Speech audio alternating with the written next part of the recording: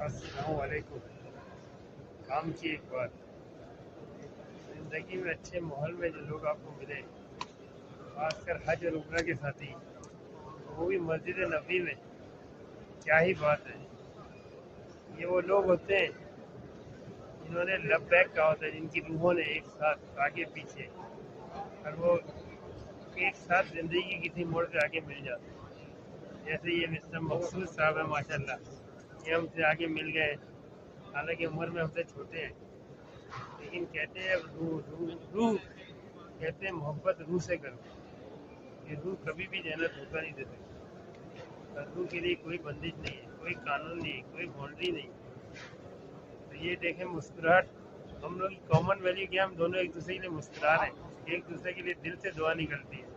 अल्लाह ताला हमारी इबादत को कबूल करे और हमें हमेशा खुश रखे और हमारी ज़बान में असर दे कि हम दूसरों के लिए जो भी दुआ करें उनके हक़ में बेहतर हो। तो मेरी ये दुआ है कि अल्लाह ताला सबको खुश करम रखे, आपस में मोहब्बत इत्तेफाक दे और प्यार बरकरार रखे। अमान अल्लाह।